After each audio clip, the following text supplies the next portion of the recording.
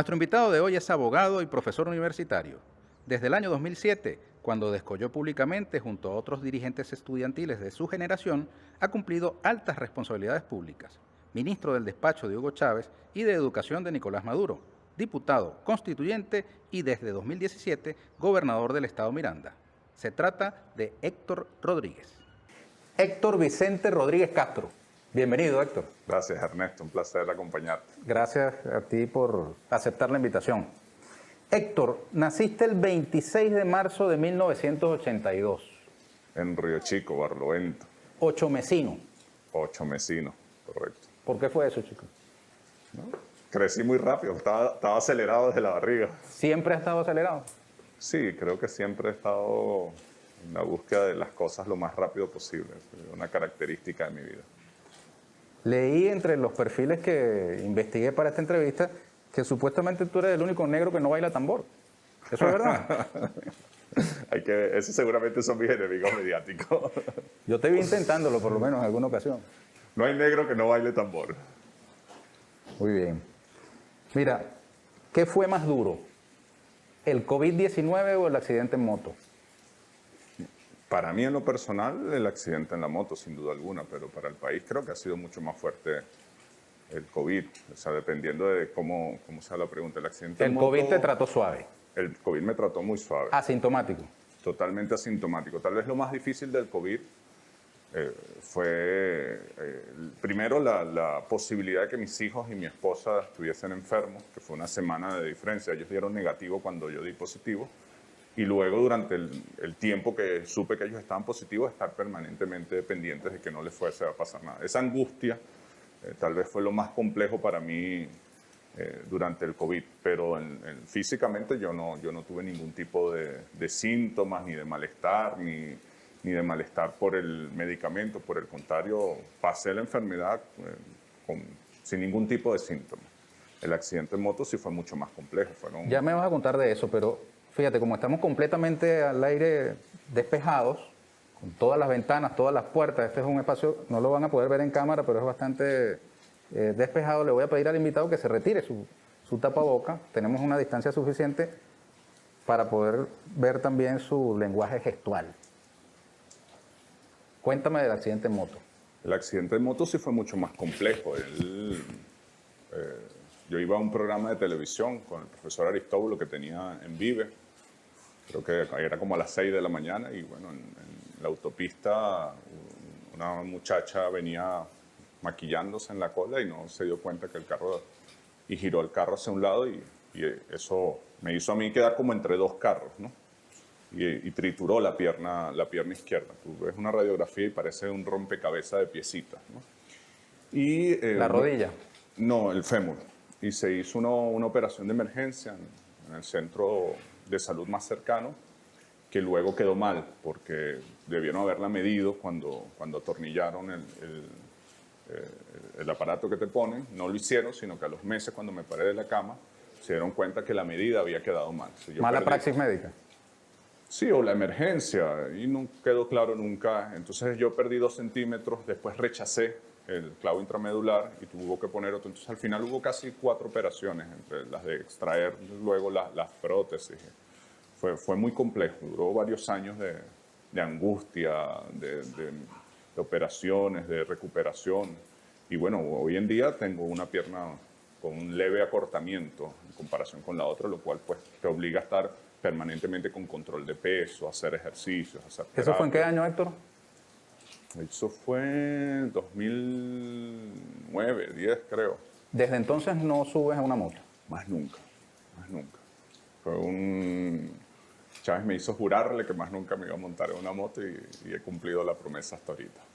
¿Pero llegas a tiempo a la cita? Sí, yo antes no me bajaba de una moto pensando que era imposible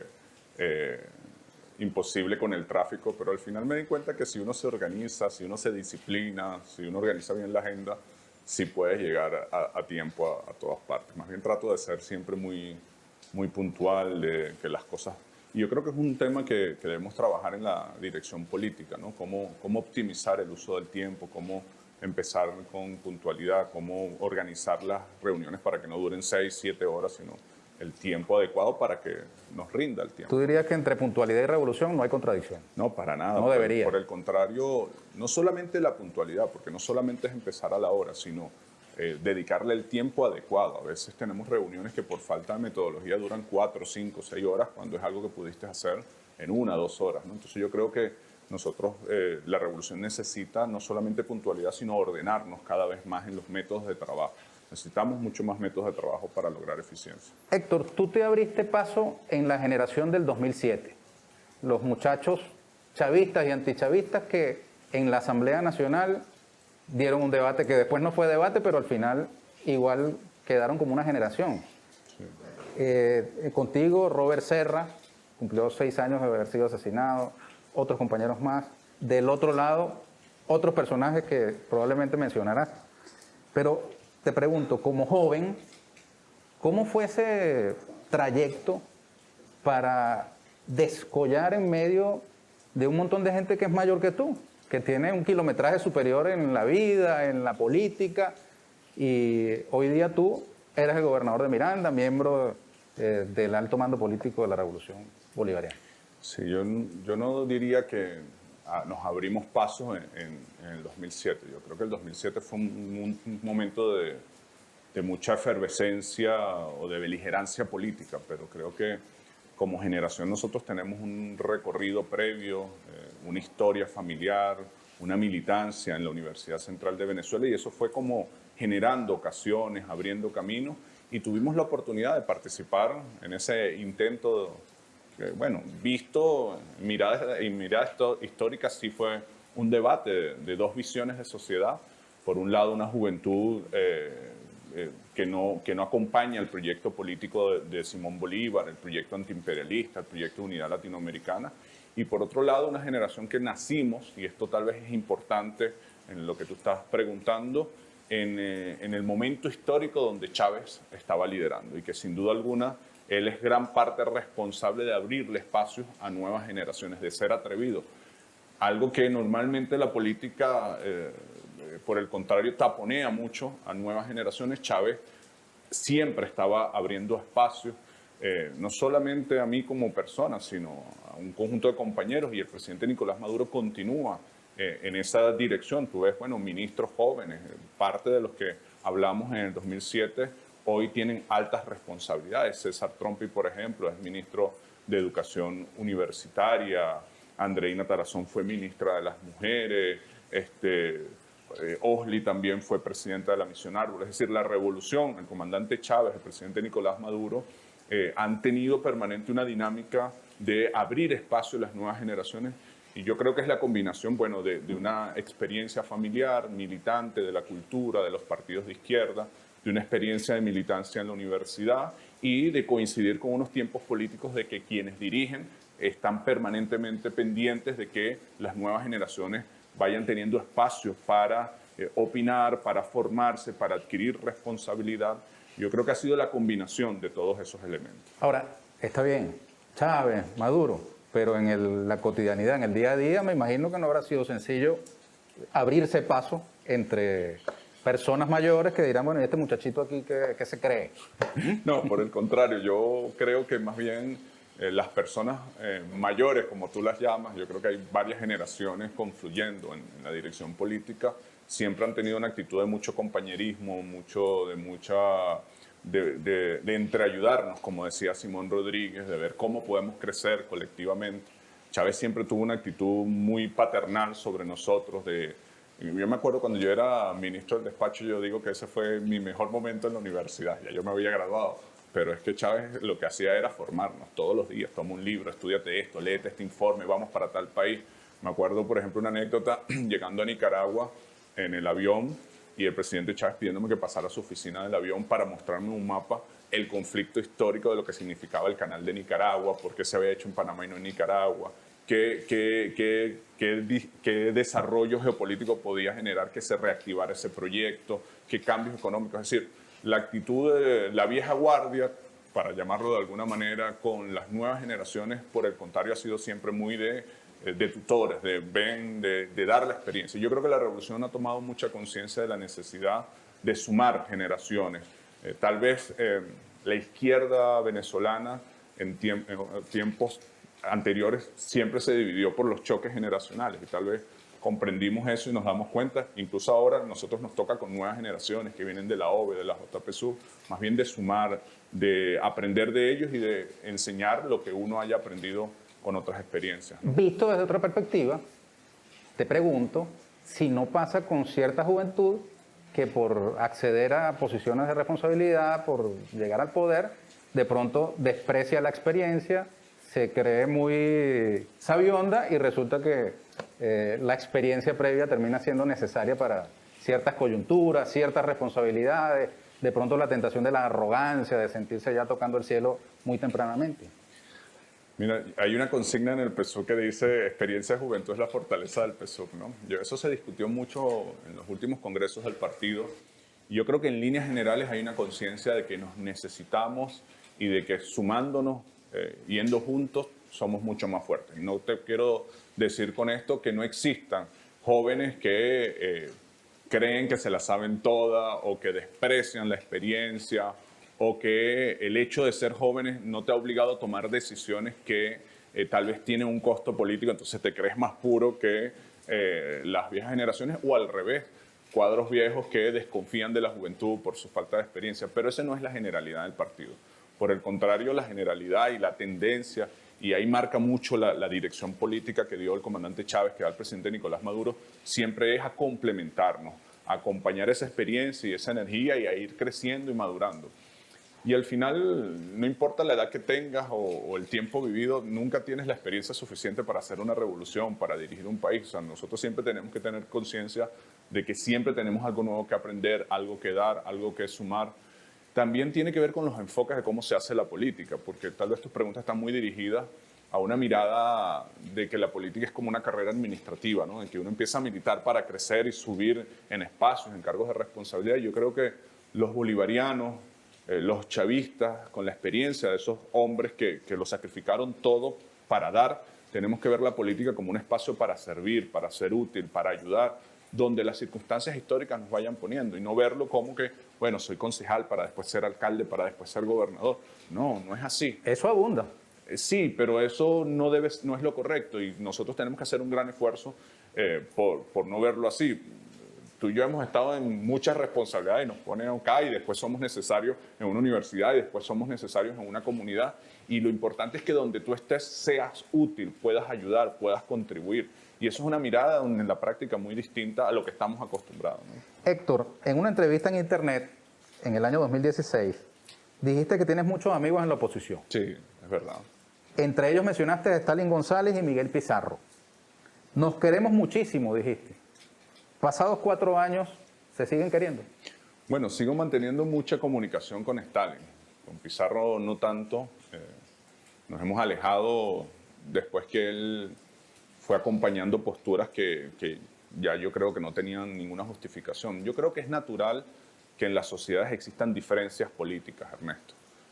Lo hay hasta en la familia. Tú convives con tu compañera de vida, con tus hijos, con tu madre, y con ellos tienes acaloradas discusiones de manera permanente por múltiples cosas. Los seres humanos somos diversos, distintos. Es decir, nosotros no podemos ver como algo inaceptable que en las sociedades tengamos diferencias. Lo que es inaceptable, tal cual como en una familia, es que esas diferencias no las administremos con respeto desde el plano de las ideas. Yo estoy convencido de que es así. Con esto no quiero decir que estoy en contra de las comunidades, sociedades polarizadas. Por el contrario, me gustan las sociedades polarizadas. No me gustan las sociedades donde los seres humanos no tomamos parte. Los seres humanos somos seres políticos por naturaleza y que la sociedad con pasión asuma una postura, creo que es lo ideal, porque si no terminamos o permitimos que una élite sea la que tome las decisiones que afectan a la mayoría. Ahora, asumir con pasión esa postura no significa que aún tú pensando distinto a mí no podamos tener lazos de amistad, no podamos tratarnos con respeto,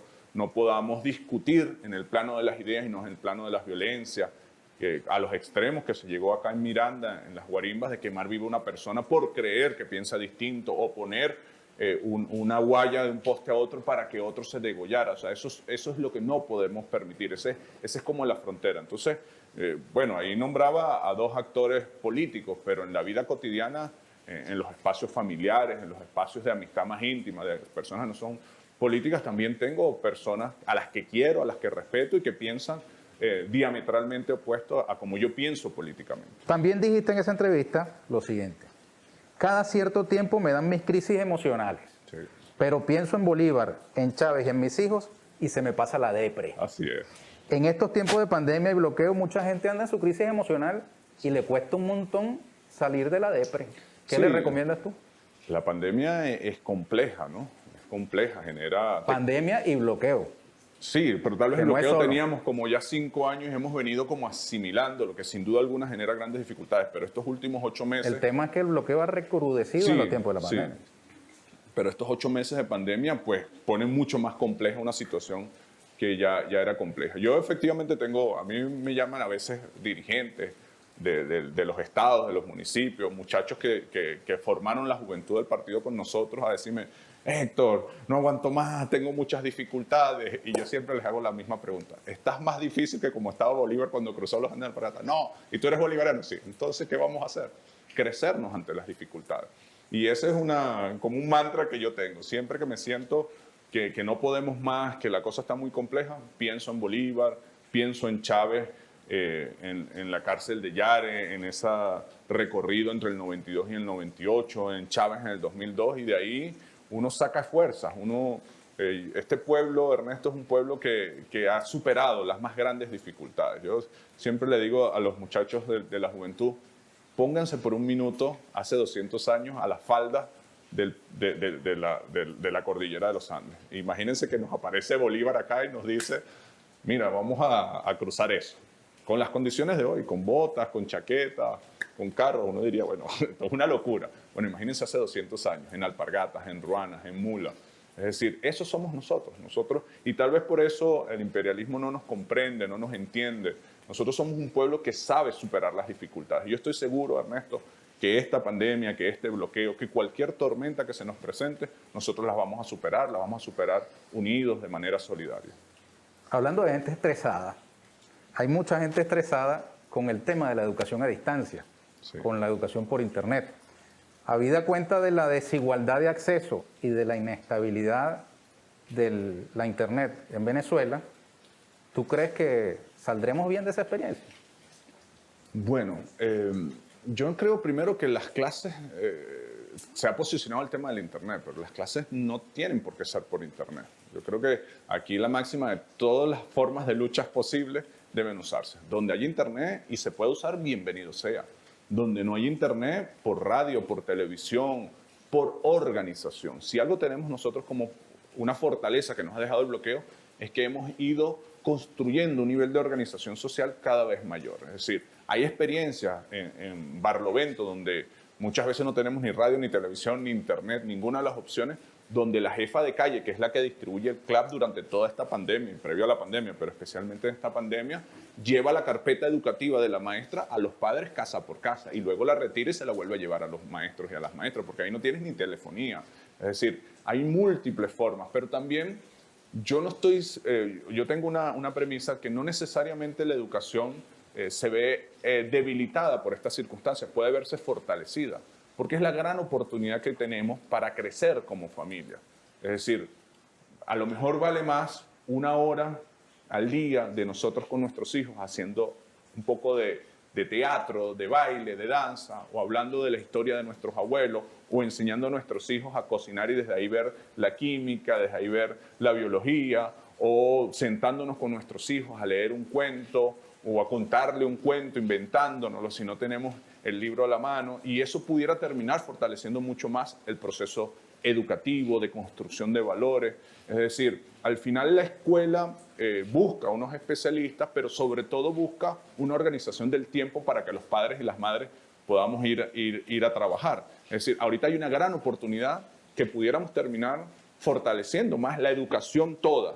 Imagínate, cerca del 60% de las familias de Venezuela están medianamente cumpliendo la cuarentena. Imagínate que ese 60% de las familias se tome 1 hora al día con sus hijos a leer, 1 hora al día a hacer ejercicio, 1 hora al día a hacer actividades culturales, artísticas. Se debilita la educación, no la formal de la escuela, la educación de la familia, de la sociedad, de los valores, del conocimiento, o se fortalece. Es decir, el Internet es una herramienta. Donde existe esa herramienta, utilicémosla lo mejor que podamos. Hay quienes dicen que mejor era que se suspendieran las clases de este año escolar, no empezara, sino que se dejara para el año entrante, en enero. Tal vez mirándolo desde la dinámica meramente escolar, eso pudiera tener alguna racionalidad. Mirándola desde lo que pasa en la sociedad, de cómo acompañamos a la familia, que pasa semanas, bueno, ¿qué hacemos hoy? ¿Cómo nos quedamos en el hogar? Termina siendo esa dinámica una dinámica que puede acompañar, que hace más llevadero estar en cuarentena, estar en el hogar, ponernos a pintar junto con los niños. Entonces, yo no veo la educación solamente como el hecho escolar, lo veo como el hecho social, el hecho pedagógico de toda la familia, de todo. Entonces, por el contrario, creo que esta dinámica, esta planificación escolar puede ayudar a hacer más llevadero y a crecer como familia. Héctor, tú tomaste posesión como gobernador del estado Miranda el 19 de octubre del año 2017. Han transcurrido. Voy a cumplir 3 años ahorita. Han transcurrido exactamente para el momento en que sale esta entrevista 1081 días. Es decir, 2 años, 11 meses y 15 días. En tu campaña tú utilizaste el eslogan Mirando al futuro y decías, Miranda lo tiene todo para que miremos al futuro, un futuro de dignidad, de producción, de seguridad, un futuro bonito que se parezca a nuestros sueños y a nuestras esperanzas. ¿Cuándo tú crees que pueda hacerse presente ese futuro bonito que se parezca a nuestros sueños? Hay temas en los que yo creo que ya se hace presente. Miranda era el estado más violento de Venezuela, maestro. No solamente desde el punto de vista de la violencia delincuencial, sino también desde la violencia política. En Miranda, en muchas circunstancias, daba a ti miedo salir a la calle y tenías temor de no volver, independientemente de tu posición política. O sea, era un terror. Si tú mides eso, no sé cuántos días fue que dijiste. 1081. Que va acercándose a los 3 años, te das cuenta que en estos 3 años, a pesar de haber vivido momentos muy complejos, muy difíciles, estos 3 años, no es que políticamente han sido unos momentos de no confrontación o unos momentos de prosperidad económica. Por el contrario, nos ha tocado gobernar 3 años de complejidad económica, de bloqueo, de sanciones, de intentos de bombas o bombas que explotaron frente a toda la dirección de un Estado o intentos de intervención paramilitar. Es decir, son 3 años que si tú lo evalúas en el contexto político nacional, pudieras decir, bueno, de los 3 años más complejos de Venezuela. Sin embargo, eso no se ha reflejado en la conflictividad política en Miranda. Por el contrario, ha sido una Miranda que administra sus diferencias de manera dialogada, de manera pacífica, donde la gente puede caminar sin miedo a que una guarimba lo ataque en la calle. En ese sentido, esa es la violencia política. En ese sentido, ha mejorado. En la violencia delincuencial, criminal, nosotros teníamos los índices de violencia más altos de Venezuela. Triplicábamos al segundo lugar. Nosotros llegamos a tener, antes de que nosotros llegamos a la gobernación, 15 secuestros semanales. Hoy bajamos la cifra a 0.2 y no estamos conformes, queremos llevarla a 0. Llegamos a tener 70 homicidios semanales. La semana pasada cerramos en 11 y nuestra meta es seguirlo bajando. Ahora, ¿por qué pasaba eso? Bueno, porque había un desgobierno absoluto en Miranda. O sea, en Miranda nosotros encontramos, Miranda tiene 3 millones de habitantes, 1 millón de familias, 4.000 comunidades, 20.000 calles y habían 6 patrullas operativas. Habían 900 policías que además tienes que dividir eso entre los turnos, los administrativos, los que están enfermos. En 3 años hemos triplicado, ya tenemos 3.000 funcionarios de la policía de Miranda. De 6 patrullas pasamos a 400 patrullas, recuperamos 2 helicópteros, 16 lanchas, no había ni helicópteros ni lanchas.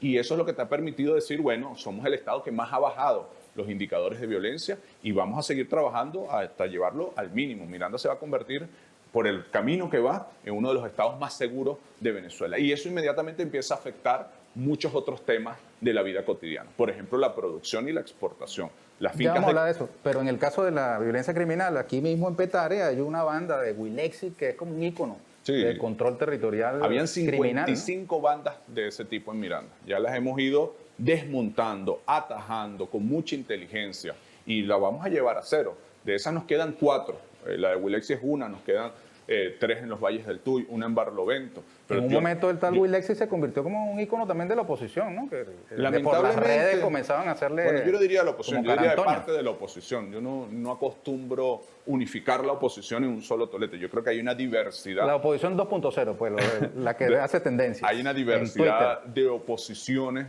y creo que debemos empezar a ver siempre esos matices para construir un país hacia el futuro. Pero eso también ha venido disminuyendo. Bueno, parte de los 15 secuestros semanales tenía que ver con la cantidad de bandas que había en Miranda. Como te dije, bajamos de 15 secuestros semanales a 0.2, es decir, el promedio ni siquiera llega a 1 semanal. Y tiene que ver, bueno, con que hay más patrullaje, hay más vigilancia, hay más trabajo de inteligencia, hay más trabajo social, relación social con los jefes de calle, con los jefes de comunidad. Entonces, en ese sentido, y esto empieza a impactar, como te decía, en la economía, en lo social, en los servicios, de manera positiva. El tema de la economía, en Barlovento, que de donde yo vengo, que es uno de los productores del mejor cacao del mundo, sin duda alguna, pero todas esas fincas estaban abandonadas por el temor al secuestro, porque le robaban los materiales, porque le robaban la cosecha. Nosotros hemos venido recuperando. En las próximas semanas vamos a sembrar 1 millón de nuevas matas de cacao que estaban completamente abandonadas. Ya hemos recuperado más de 3.000 hectáreas. El 10% de todas las hectáreas de Barlovento las hemos recuperado. Y ya estamos de nuevo exportando cacao de calidad. Estamos recuperando la producción de café que se había perdido por completo. Hace 2 meses sembramos 160.000 nuevas plantas y ahorita el mes que viene vamos a sembrar 500.000 más que ya están en los viveros. Cuando dice sembramos, ¿es la gobernación o son los privados de Miranda? No, es la relación entre comunidad organizada, sector privado y gobierno articulado. Y esto es algo muy importante y tiene mucho que ver con la seguridad. Parte del éxito en la seguridad ha sido la disposición de todos los actores de coordinar. O sea, los 21 municipios, incluyendo, yo lo digo con mucha franqueza, los 4 de oposición, el gobierno regional, el gobierno nacional, con una sola política. Nosotros nos sentamos en la mesa de seguridad, las 21 alcaldías, la gobernación, el gobierno nacional, todas las semanas. Una vez a la semana hay gabinete de seguridad y vigilamos, bueno, cómo va cuadrante por cuadrante, cuáles son los indicadores, dónde nos alcanzaron las metas, qué más debemos hacer. O sea, ahí hay un nivel de articulación con la sociedad. Ahorita en la pandemia, por ejemplo, Miranda tiene 55 hoteles sanitarios y ahí están las madres cocineras de las escuelas públicas, está la policía de los 3 niveles de gobierno y están los hoteles privados, todos colaborando para atender. Hemos atendido más de 10.000 personas en los hoteles sanitarios, casi la mitad migrantes que han regresado de Perú, de Colombia, de Brasil, con los brazos abiertos, con su médico, sus medicinas, su chequeo, sus pruebas. Es decir, hemos logrado también unos niveles de coordinación y articulación. Y vuelvo a lo primero que te decía, empieza a sentirse la paz, a pesar de las grandes dificultades que estamos atravesando. No es la Miranda de hace 4 años donde tú sentías que era un estado en guerra, un estado donde nos odiábamos, un estado donde fuimos capaces de quemar viva a otra persona. Digo como mirandinos, no las fuerzas chavistas, que por supuesto criticamos esa forma de hacer política, pero en el estado Miranda se llegó al extremo de que un bando político quemara viva a otra persona. A ese extremo llegamos. En tu perfil de Wikipedia aparece el siguiente comentario, Héctor. En torno a las negociaciones de Barbados de julio de 2019 han surgido diversas especulaciones, hablando de unas posibles elecciones acordadas entre el gobierno chavista y la oposición, mostrando como principal contendiente oficialista a Héctor Rodríguez. ¿Cuánto de verdad y cuánto de mentira hay detrás de esa especulación? No, completamente falso, completamente falso. La oposición siempre trata de generar... ¿La oposición o las oposiciones o una parte de ellas? Las oposiciones siempre tratan, o una parte de ellas, de generar cizaña, de ver cómo... Y no nos comprenden. Nosotros no hacemos la política como carrera administrativa. Nosotros somos compañeros que defendemos un proyecto histórico, que defendemos una visión de sociedad, una visión geopolítica que difiere la de ellos. Entonces ellos creen que esa lógica con la que ellos se dividen va a afectar. Y bueno, han estado con Chávez, con el presidente Nicolás, con Diosdado, en generar cizaña. Eso no va a calar en nuestra fuerza. Nosotros tuvimos junto a Jorge Rodríguez, junto a Jorge Arreaza, bueno, la oportunidad, la confianza del presidente Nicolás Maduro de acompañarnos en los procesos de diálogo de Barbados, pero también los hemos acompañado en los procesos de diálogo de la Mesa Nacional, en los procesos de diálogo con Stalin y con Capriles, y nosotros apostamos, ojalá la oposición lo entienda, que los problemas de Venezuela debemos resolverlos los y las venezolanos. Que entienda lo que ya el 80-90% del país clama, las sanciones y el bloqueo fue un error, es una política que no era contra unos dirigentes políticos, le hace daño a todos los venezolanos. Mira, yo en estos días me reunía con un grupo de empresarios mirandinos, en su mayoría empresarios que tienen una mirada de la política distinta a nosotros, que son de oposición. Y uno de ellos me dijo, mira Héctor, esta inversión que hice, había pagado varios millones de dólares, el 90% de la maquinaria, de la tecnología instalada, inició una política específica de bloqueo y el 10% que le faltaba, que ya lo pagó, la empresa no se lo da. Y no se lo da, le dice, porque me van a sancionar si se lo entrego. Y él es un empresario privado que no tiene nada que ver con el gobierno. Es decir, las políticas de sanciones y bloqueo afectan la cotidianidad de todas y todos los venezolanos. ¿Cuánto pudiera estar ayudando esos más de 30.000 millones de dólares, el oro, la empresa CIR con los temas de gasolina ahorita? Es decir, por su ambición de poder, van en una dirección que les hace daño a todos los venezolanos y las venezolanas. Y eso es lo que los tiene ahorita en una situación tan compleja políticamente. Entonces, yo creo en el diálogo, creo en que los venezolanos tenemos que ponernos de acuerdo, creo que no podemos aspirar que desde afuera se solucionen los problemas de los venezolanos. Los problemas de los venezolanos los vamos a resolver los venezolanos en paz y en democracia. Y en ese sentido, pues me enorgullece muchísimo acompañar al presidente Nicolás Maduro, a la revolución, en los esfuerzos, todos los que podamos hacer para que esas oposiciones entiendan que el camino no es la invasión, no es el golpe, no es el bloqueo, no es las sanciones, sino es cómo resolvemos los venezolanos. ¿Qué hace la familia cuando tienen problemas? Cuando se rompe una tubería y hay una inundación en la casa, cuando te quedas sin trabajo. ¿Bloqueas la casa?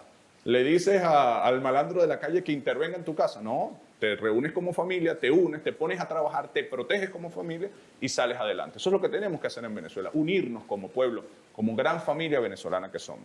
Héctor, tu antecesor en la gobernación de Miranda, Enrique Capriles Radonsky, arrugó.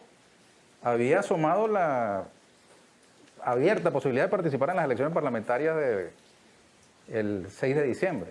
Sin embargo, lo más reciente es que anuncia que no participaría si no se postergan las elecciones parlamentarias, tal como plantea también la Unión Europea. Yo creo que eso es una excusa.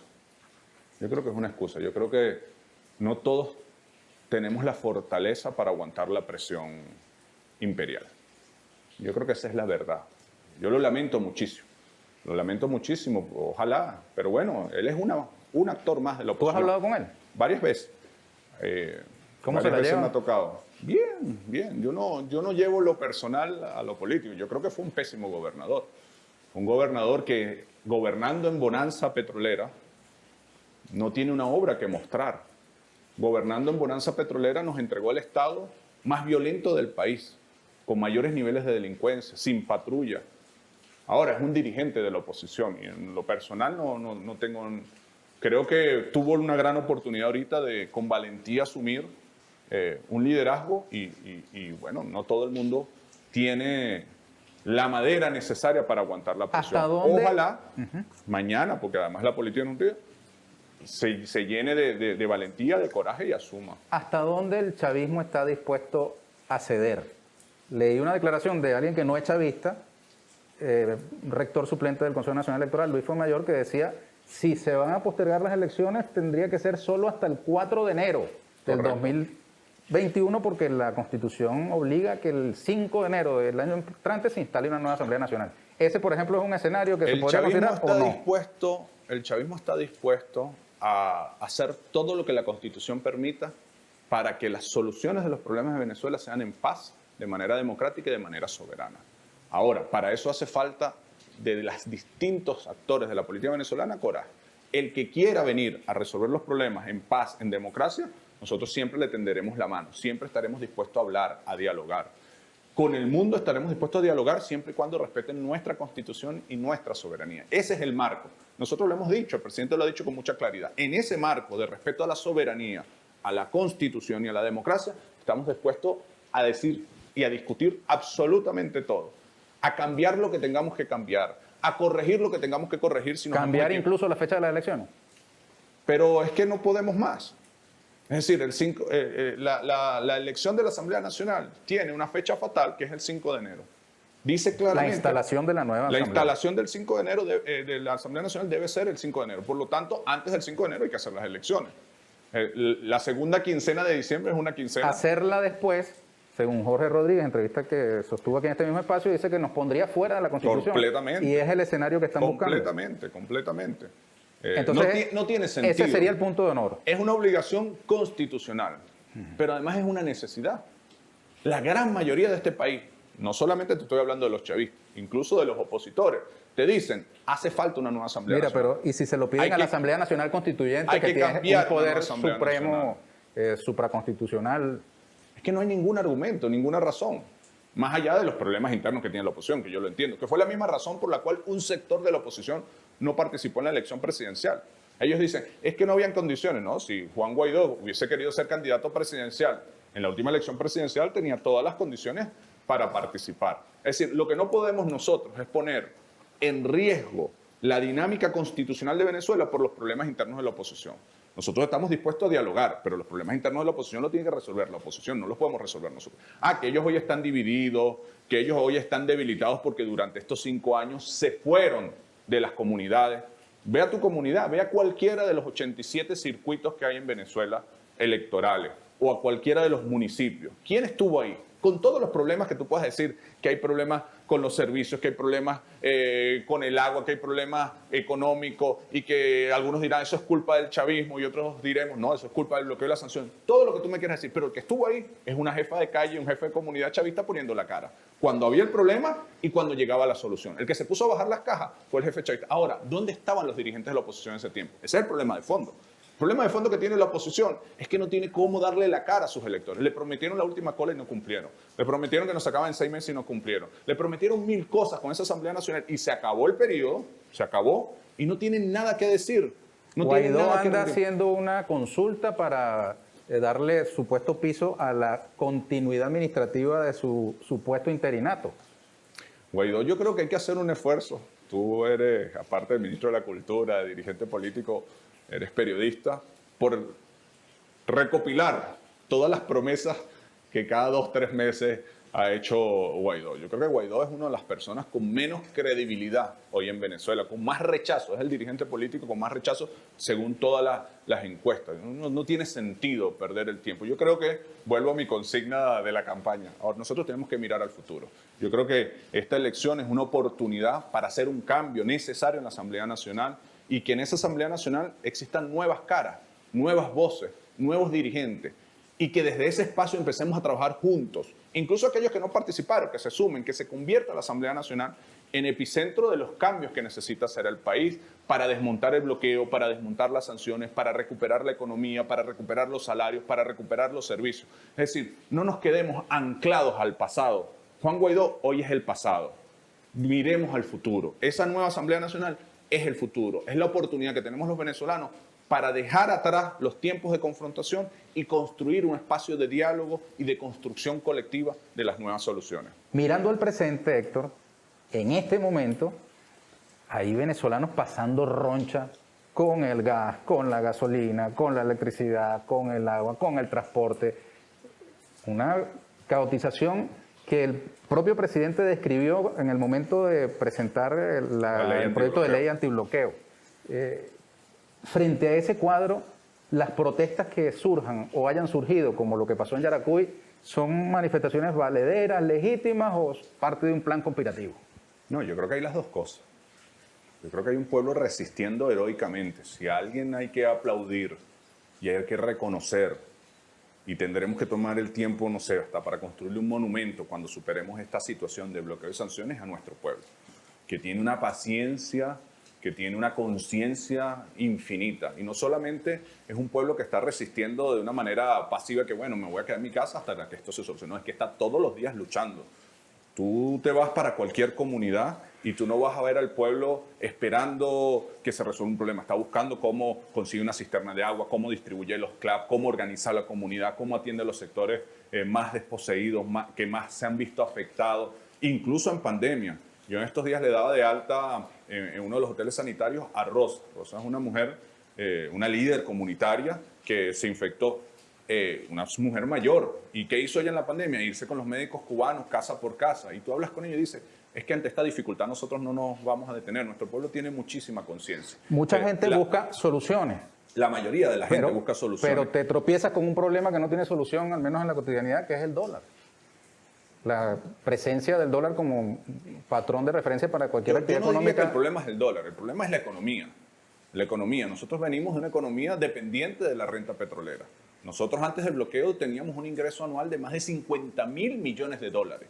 Este año va por los 300 millones de dólares. Mira el bajón que ha tenido, mira el efecto que sí genera el bloqueo de las sanciones. Y eso afecta a la cotidianidad porque la economía venezolana es una economía, o ha sido hasta ahorita, una economía importadora. Muchas de las cosas que consumimos vienen de afuera. Si estás bloqueado, si no tienes ingresos, pues esas cosas empiezan a escasear. Ahora, no tiene una solución, sí tiene una solución. La solución, hay varias soluciones. Una, hay que desmontar el bloqueo de las sanciones. Para eso es necesario una nueva realidad política, es necesario cambiar la Asamblea Nacional.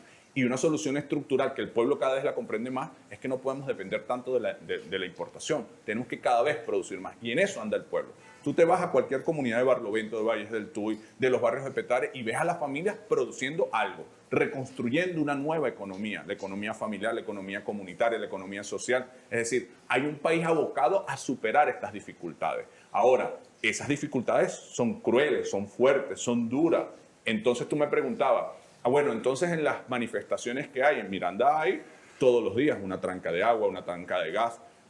Son genuinas, ¿sí? Incluso muchas veces son de nuestra gente y la escuchamos, la atendemos, la resolvemos donde se pueda resolver, la que no se resuelve, se puede resolver, se explica. Que hay dirigentes políticos tratando de sacar provecho de esa situación, también lo hay. Sin embargo, se van a estrellar, porque lo que ve el pueblo en ese intento de sacar provecho es miseria política. El pueblo no te está pidiendo que saques provecho de las dificultades, te está pidiendo a los dirigentes que te pongas con ellos a tratar de resolver el problema, que es lo que están haciendo los dirigentes. Incluyendo al candidato chavista que salió con unos pollos y unas mortadelas en Anzoátegui repartiendo en una comunidad popular. A ese me lo mandaron a la comisión de formación. Diosdado te lo mandó así como si tú vas a poner preparo al candidato. Bueno, esa es una reflexión que tenemos que hacer. Una cosa es ayudar al pueblo. O sea, aquí todos los días son miles de hombres y mujeres que están bajando cajas de CLAP, entregando lo que están haciendo las mujeres cocineras en la pandemia. Una cosa extraordinaria. Yo, de verdad, lleno de orgullo de ellas. Que las escuelas no están funcionando, abiertas físicamente, pero las madres cocineras siguen cocinando para llevar casa por casa a los niños más necesitados la comida, aún poniéndose en riesgo. Esos son millones de platos de comida, de cajas CLAP, miles de mujeres y hombres que todos los días, pero no se están tomando una foto con eso. Es decir, es distinto. Tú no puedes hacer proselitismo político con el esfuerzo social que está haciendo nuestro pueblo para superar las dificultades. Entonces, yo quiero decir con esto, que los candidatos se vayan a ayudar, bienvenido sea, pero eso no es para hacer proselitismo político, eso es para ayudar, eso es para trabajar junto a nuestro pueblo, como lo están haciendo la mayoría. Este es un caso excepcional que, bueno, el partido ha decidido tomar medidas disciplinarias, lo han pasado al sistema de formación y ahí haremos una reflexión, no solamente con él, sino con todos los candidatos. ¿Y el sistema de formación es una especie de castigo? No, no es una especie de castigo, pero sí es un espacio de reflexión. Nosotros no entendemos el castigo como una metodología de crecimiento, pero sí la formación, la reflexión. Cuando alguno de los militantes cometemos algún error, pues tenemos que tener un espacio para discutir, para reflexionar, para revisar cuáles son las cosas que estamos haciendo bien. En el fondo, más allá de lo que hizo el joven, que entiendo que es un dirigente, por cierto, de base de allí, de Barcelona. Y es un buen dirigente. Así me lo refería Luis José Marcano, que es el candidato también en Anzoátegui, ¿no? Pero expresa muchas veces el ciudadano una cultura preexistente, una superestructura que te rodea sin que tú tengas plena conciencia de lo que estás haciendo. Sí. O de por qué lo estás haciendo. Y lo que hay detrás es la cultura DECA, lo que se ha llamado cultura DECA, que es el clientelismo, y lamentablemente la revolución bolivariana no se ha podido vacunar de esa cultura preexistente, ¿no? Bueno, yo creo que el cambio es muy grande, ¿no? O sea, no te voy a decir que no queda, como decía Gramsci, son dos bloques históricos en confrontación. Un bloque nuevo, pujando por terminar de nacer, y un bloque histórico, o sea, hay rezagos de la cultura DECA, sin duda alguna. Pero si no hubiésemos evolucionado con los niveles de conciencia, si todo el esfuerzo que se ha hecho en materia cultural, los planes de lectura, la masificación de la educación, el aló presidente, el discurso político, la experiencia propia en las batallas, hubiese sido posible transitar este bloqueo y estas sanciones con los niveles de conciencia, de organización, de paz social que hemos transitado. Entonces, yo no sería tan severo como tú en la afirmación. Yo creo que hay, bueno, la confrontación de un modelo viejo que está muriendo y de un modelo nuevo que se expresa en esa profunda conciencia del pueblo. Es decir, de la mayoría de la gente que a pesar de las dificultades sale todos los días a echar para adelante, fíjate a trabajar, a producir. Volviendo al tema de la juventud, ¿no? Que la juventud no está exenta por joven de no tener vicios o rezagos del pasado. Para nada. Las nuevas generaciones crecen en el marco conceptual de valores de la sociedad en la que les toca nacer, ¿no?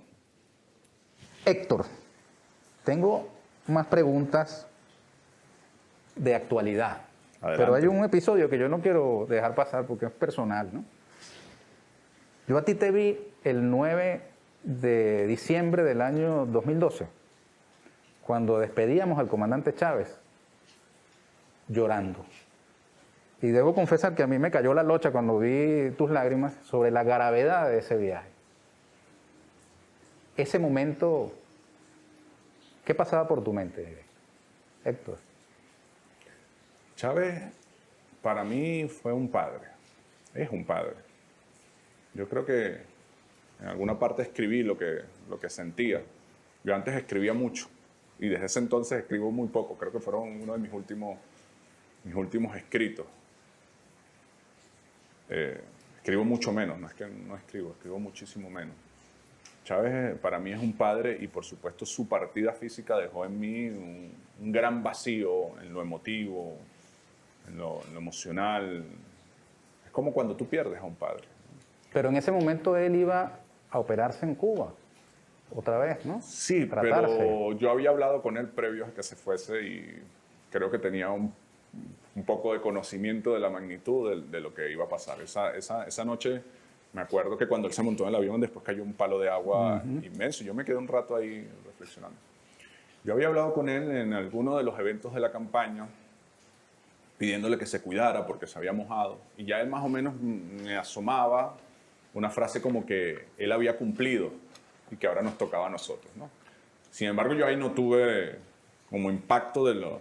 Pero luego, cuando él se hace los exámenes, yo tuve una llamada telefónica con él y sin decírmelo todo me puso en situación de la magnitud. Así que cuando él se montó en ese avión, yo tenía conciencia de que era muy difícil o que era muy compleja su situación y por lo tanto tenía esa angustia, ese miedo que después, bueno, se vio al año siguiente reflejado en lo que creía que podía pasar.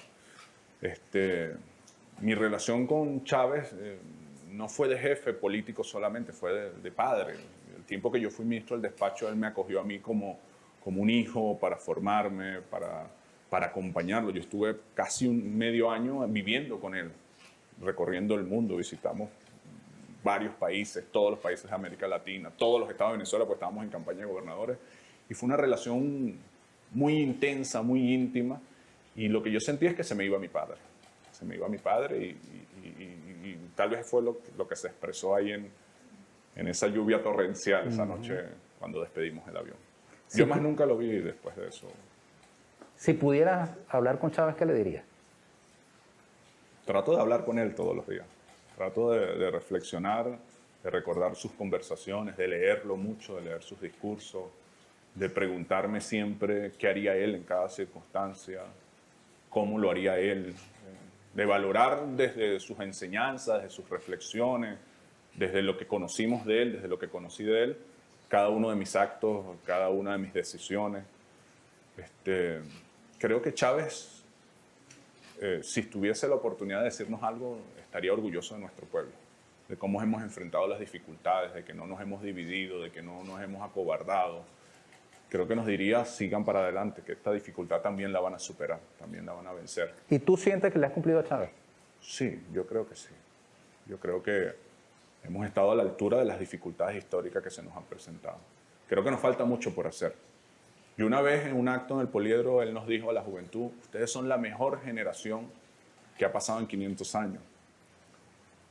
Y después del acto yo hablé con él y le decía, presidente, disculpe, pero yo no comparto esa opinión. O sea, este es un país por donde pasó Bolívar, donde pasó Miranda, donde pasó Sucre, donde pasó usted, donde pasaron nuestros padres, nuestros tíos guerrilleros, donde pasó Zamora. Es decir, y él me dijo, piénsalo. Y yo al final, reflexionando, dije, esto que está diciendo Chávez no es una afirmación, es un reto. Nos está retando.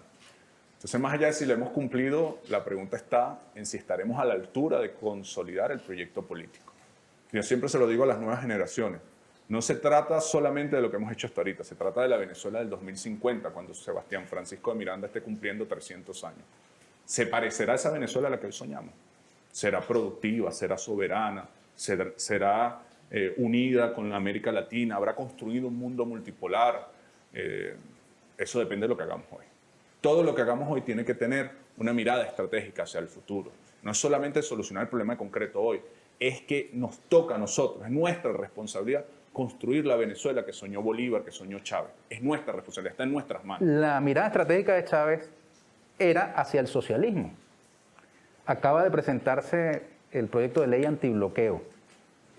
Han circulado papeles cuya autenticidad todavía no conocemos, al menos hasta el momento en que estamos grabando esta entrevista, pero apuntan hacia una apertura para el ingreso de capital privado en áreas estratégicas, para incluso la posibilidad de que empresas que hayan sido intervenidas o estatizadas retornen al sector privado. Esa ley antibloqueo apunta a enfrentar la crisis por la senda del socialismo o del capitalismo. Esa ley antibloqueo apunta a enfrentar la crisis con los pies sobre la realidad. El Estado venezolano es un Estado bloqueado, sancionado, que se le hace imposible hacer operaciones económicas al nivel de haber perdido el 90% de los ingresos. ¿Qué hacer ante esa realidad? Es la pregunta que nos tenemos que hacer. Y desde los dogmas no los vamos a resolver. Eso no va absolutamente en contra de la mirada estratégica. Este año se celebra el bicentenario de la firma del armisticio entre Bolívar y los españoles. Mucha gente dijo en ese momento, los críticos a Bolívar, Bolívar está traicionando la causa revolucionaria.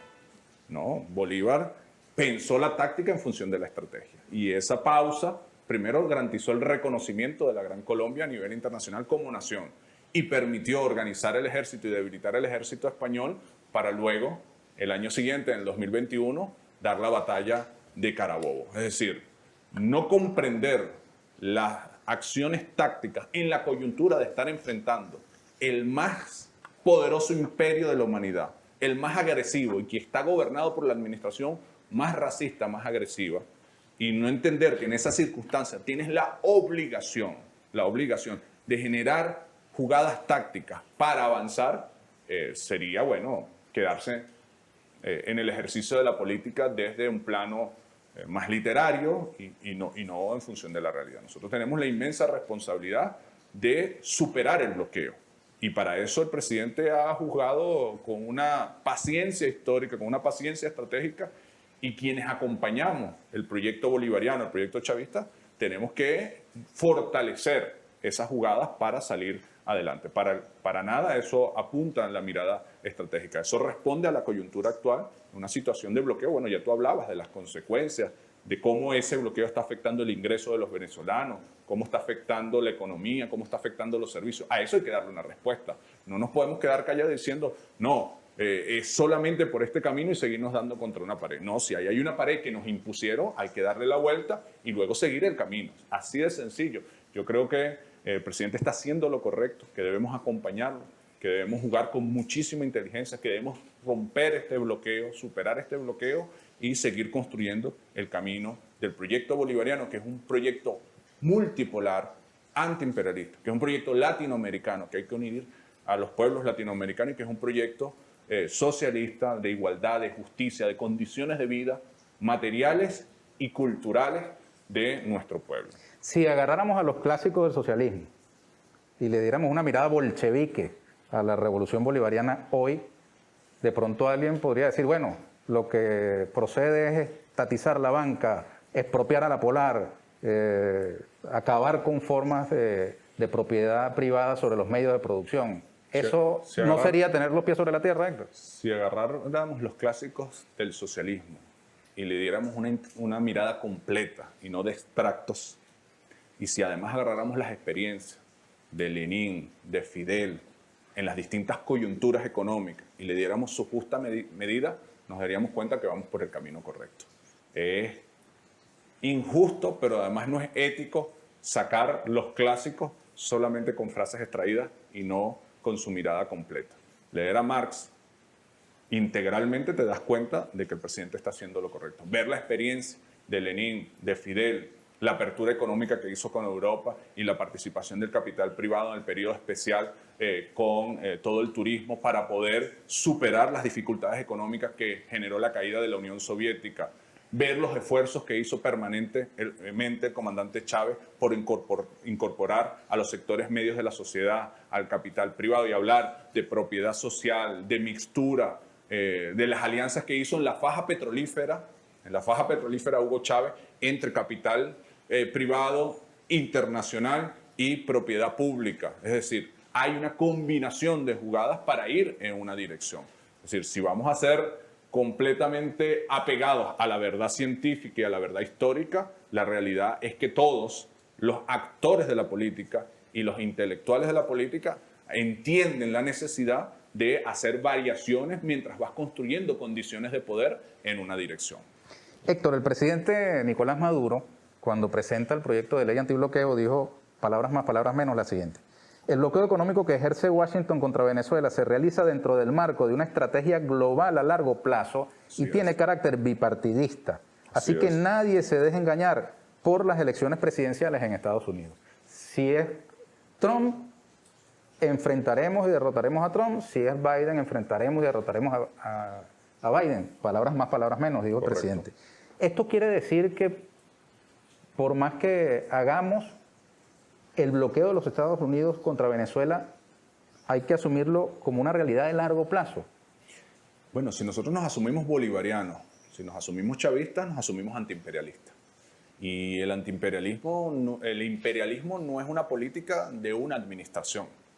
Nadie puede negar, a pesar de lo simpático que para algunos pudiera ser el expresidente Obama, de que era un presidente imperialista. De cómo jugaron en América Latina las administraciones anteriores, el golpe de Estado en Honduras, el golpe de Estado en Paraguay, el golpe de Estado en Brasil. El decreto que nos declaró como una amenaza. El intento de golpe de Estado en Ecuador, cómo han intervenido en la dinámica política de Haití, cómo intervienen en la dinámica política colombiana, en lo que pasó en Bolivia. Es decir, son distintas administraciones. Es decir, el imperialismo, y esto es muy importante, nosotros como bloque histórico, como fuerza política, no somos anti-Estados Unidos. Por el contrario, tenemos una profunda admiración por gran parte de su ciencia, de su cultura, de su deporte. Lo que somos es contrario desde hace mucho tiempo. Incluso antes de Bolívar, con Guaycaipuro. En estas tierras hay 14.000 años de historia. Y toda nuestra vida hemos luchado por nuestra soberanía. Todas nuestras generaciones tienen que comprenderlo. Así como ellos tienen una mirada estratégica sobre el mundo, nosotros también la tenemos. Nosotros creemos, lo que decía Bolívar, el equilibrio en el universo, el mundo multipolar. Y eso siempre se va a enfrentar a esa política antibolivariana de querer controlar el mundo. Eso siempre lo vamos a confrontar nosotros. Y tenemos que estar preparados, si queremos ser un país, como lo soñaba Bolívar, como lo soñaba Chávez, a enfrentar esa realidad. ¿Es posible superarla? Claro que sí. Hay que hacerlo con inteligencia, hay que construir relaciones con muchos países independientemente de sus posiciones para enfrentar la política imperial. Claro que sí. ¿Se va a superar el bloqueo? Se va a superar. Pero sobre todo se va a superar. Se va a superar quiere decir que podremos vivir sin la relación histórica económica con los Estados Unidos y construir otras, o se superará el bloqueo logrando que lo levanten. Te lo hablo en 3 niveles. Primero, se va a superar porque vamos a producir en Venezuela. Vamos a necesitar cada vez menos de las relaciones económicas, vamos a ser cada vez menos dependientes. Nosotros somos un país petrolero, tenemos que sentirnos orgullosos, tenemos que estudiar el petróleo, tenemos que ejercer con soberanía el petróleo, pero no podemos vivir solo de petróleo y no lo necesitamos, porque no somos un país que solo tiene petróleo, tiene capacidades humanas, tiene tierra, tiene agua, tiene universidades. Y nosotros podemos ser mucho más que un país petrolero sin dejar de sentirnos orgullosos por un país petrolero. Yo no soy de los que dicen, no, es que el petróleo es una maldición. O sea, si tú me dices, mira, ustedes quieren gobernar un país con petróleo, un país sin petróleo, dame el país con petróleo. O sea, el petróleo es una bendición, es una fortaleza y lo vamos a ejercer con soberanía, con inteligencia. Ahora, aparte del petróleo, tenemos tierra, tenemos agua, tenemos industria, tenemos universidad y tenemos capacidad y ganas.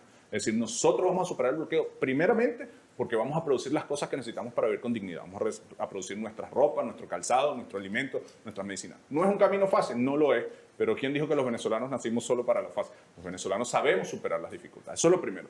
Lo segundo, vamos a reconstruir nuestras relaciones internacionales con ese grupo de países que hoy erróneamente se plegaron a la política imperial, porque es importante, la comunidad internacional no son 50 países, son casi 200 países. Nosotros tenemos una Bueno, hay unos que dicen que son miles de países. tenemos una extraordinaria relación con los países africanos, con países, y eso es otra cosa muy importante. El mundo no es el mundo de los 90, que cayó la Unión Soviética y algún intelectual se atrevió a decir que se acabó la historia. No, el mundo es otro. El mundo es otro. Ahí están los BRICS, ahí está África, ahí está toda Asia, ahí está Rusia levantándose de nuevamente, ahí está América Latina con sus contradicciones efervescentes. O sea, aún con todo lo que han hecho América Latina no es la de los 90. Toda alineada, tiene sus contradicciones. Y en ese mundo diverso, este es un segundo nivel, nosotros vamos a seguir construyendo una relación de respeto con una idea, un mundo multipolar, un mundo sin país policía, un mundo sin imperialismo, donde nosotros estamos seguros que la mayoría de los pueblos coincide con nosotros. Y tercero, sabremos con respeto, pero también con soberanía, reconstruir una relación con los Estados Unidos. Los Estados Unidos deben saber que el día en que ellos acepten tratarnos de tú a tú con respeto, aquí estará nuestra mano extendida. Ahora, si lo que quieren es subordinación, como lo hacen otros gobiernos, de ser perrito faldero, eso nunca lo van a encontrar en el pueblo venezolano. Históricamente somos un pueblo rebelde, un pueblo cimarrón, un pueblo que no nos dejamos someter. ¿Sabemos respetar? Sí, el que nos respeta lo respetamos. Es más, lo respetamos, pero no nos dejamos someter. Esa es la única contradicción que tenemos. Ojalá llegue en algún momento. Yo creo que en Estados Unidos se está dando un proceso interno que a lo mejor no se va a expresar en estas elecciones. Gane quien gane, no se va a expresar las profundas contradicciones que se está dando en el pueblo norteamericano. Yo tengo esperanza de que algún día ese pueblo profundo, sus trabajadores, sus latinos, sus afrodescendientes, su intelectualidad, logre construir la fuerza, porque la mayoría sin duda son las fuerzas con la voluntad de política para que Estados Unidos, ese Estados Unidos profundo, se convierta en un país que se sume a una humanidad racional, a una humanidad de respeto, de relaciones. No es que los Estados Unidos tengan que desaparecer, lo que tiene que desaparecer es su política imperial, su política de invasiones, su política de violación a los derechos humanos, su política de abusos hacia el resto de la humanidad. Pero ahí hay un pueblo profundo, que está en una profunda contradicción y que yo estoy seguro que más temprano que tarde se va a expresar con fuerza políticamente. Ya empieza a verse algunos indicios de eso. Mira, Trump y la esposa salieron positivos de COVID-19, ¿qué te parece? Bueno, ojalá se curen, ojalá salgan bien de su enfermedad. Yo lamento mucho lo que les ha pasado a Estados Unidos con el coronavirus. Es el país con mayor cantidad de casos, con mayor cantidad de fallecidos. Creo que la administración Trump ha sido muy irresponsable. Primero, queriendo acusar a otro de sus problemas. Segundo, saliéndose de la Organización Mundial de la Salud. Siendo un país grande, en vez de tener esa actitud de niño malcriado, de echarle la culpa al otro de tus propios errores, debió haber dicho, bueno, yo pongo a disposición de la humanidad toda mi capacidad científica, toda mi capacidad militar para que ayudemos. Mira la diferencia entre Cuba, el pequeño, económica, geográficamente, mandando médicos al mundo, y Estados Unidos, el prepotente, el imperio. Todas las películas nos habían dicho que ante una situación de pandemia o de invasión de los extraterrestres o de una situación natural, Estados Unidos va a llegar con sus aviones militares a salvarnos. Y fue todo lo contrario. Quien salió con sus aviones a salvar a la humanidad es una isla solidaria, hermosa como Cuba, y los Estados Unidos andan en esa gran dificultad y no lo han logrado controlar. Por el contrario, la pandemia sigue creciendo exponencialmente en los Estados Unidos. Tú sabes que Aristóbulo Istúriz solía contar que cuando le tocó ser alcalde de Caracas, Carmelo Lauría, un antiguo dirigente de ADECO, le dijo, no es lo mismo pedir agua que tener que repartirla, ya lo vas a saber. A ti que te ha tocado pedirla y ahora tener que administrarla, estoy hablando en términos metafóricos, no el agua, sino en general la gestión de gobierno en Miranda. ¿Cómo haces en esta circunstancia para satisfacer las expectativas de los mirandinos, para mirar al futuro? Lo que pasa es que los adecos tienen una mirada distinta de cómo nosotros vemos el gobierno. Entonces, por supuesto, si ellos no estaban en el gobierno, se consideraban una cosa, y si estaban en el gobierno, se consideraban otra. Nosotros no. El hecho de que yo esté asumiendo coyunturalmente esta responsabilidad no significa que dejo de ser lo que soy. Yo soy parte de un pueblo. Un pueblo que hoy tenemos una herramienta más, que es la gobernación, que hace 3 años no la teníamos, y que estamos enfrentando unas dificultades. Es decir, no se trata de Héctor Rodríguez, gobernador, o de Ernesto Villegas, ministro, o de Nicolás Maduro presidente. Se trata de un pueblo que somos, del que somos parte, y que independientemente de que ayer fui ministro, después fui diputado, hoy soy gobernador, mañana vuelvo a mi tarea natural, que es ser profesor universitario, estamos luchando porque nuestro pueblo, en las circunstancias que les toque vivir, viva con dignidad, viva con soberanía, viva con calidad de vida, viva con la posibilidad de participar activamente en la política. Es decir, ahora, no es Héctor Rodríguez, gobernador, el que todos los días distribuye los CLAP. Son miles de mujeres y miles de hombres que estamos todos los días trabajando para que llegue el CLAP. Pero eres el gobernador y los mirandinos tienen expectativas de satisfacción de necesidades y miran a su gobernador. Sin duda ¿Cómo alguna. haces tú para administrar eso en estas circunstancias de restricción? Pero es que el cómo tiene que ver con esto. Porque a lo mejor si fuese una DECO el gobernador fuese él solo, y no soy yo solo. Son 20.000 jefas y jefes de calle, son 4.000 jefes y jefas de comunidad que estamos todos los días trabajando. En estos días un exgobernador, no voy a decir su nombre, me preguntaba, pero, cónchale, yo administré tanto dinero en la gestión y tenía miles de protestas todos los días, tú tienes el 10%. Yo digo, porque es que no se trata de mí, se trata de todo un colectivo atendiendo los problemas, dando la cara, poniendo el esfuerzo cotidiano. ¿Cómo lo hago? Con la gente. ¿Cómo lo hago? Discutiendo, debatiendo, consultando, construyendo juntos, evaluando cuáles son las prioridades. Mira, tenemos tales y tales problemas, tenemos tales recursos, ¿cómo los usamos? En la medida en que la gente se siente protagonista, en la gente se siente parte, no importa cuál sea la dificultad, la vamos a resolver, la vamos a superar. Y yo creo que el pueblo de Miranda, el pueblo de Venezuela, más que tener confianza en su gobernante, tiene confianza en su capacidad como pueblo organizado. Yo no me siento distinto a un jefe de calle, a un jefe de comunidad. Yo me siento uno más del pueblo, que tiene una responsabilidad coyuntural, que la asumo a plenitud. Todos los días, desde las 6 de la mañana estoy parado atendiendo, qué pasó con las lluvias, dónde se inundó, llamando al jefe de calle, llamando al alcalde, llamando a la policía, lleva a los camiones. Todos los días estamos, pero así como yo estoy todos los días de la mañana, así está todos los días de la mañana el jefe de calle, el jefe de comunidad, el jefe de VHS. Yo no puedo decir que es producto del esfuerzo individual, es el producto de un esfuerzo colectivo, de un pueblo que decidió hacer su propia historia. El jefe de esta calle es el director y dijo que se acabó. Bueno, entonces hay que respetar la autoridad del jefe. Un mensaje muy breve. Bueno, un mensaje a nuestro pueblo, el pueblo de Miranda, el pueblo de Venezuela. Creamos en nosotros mismos. Esta tormenta y cualquier tormenta que se nos presente la vamos a superar. Este es un pueblo que su único destino, como lo decía Bolívar, es la gloria y nada nos va a detener. Yo tengo absoluta fe, absoluta esperanza en el futuro de Venezuela y la tengo porque conozco las profundidades de este pueblo. Gracias, Héctor. Te invito a que te coloques la mascarilla para yo poder retirarme la mía. Felicitaciones por tu programa. Gracias, Héctor. Y gracias a ustedes, amigas y amigos, por habernos acompañado. Los esperamos en una nueva oportunidad aquí con Ernesto Villegas, siempre con muchísimo respeto por ustedes.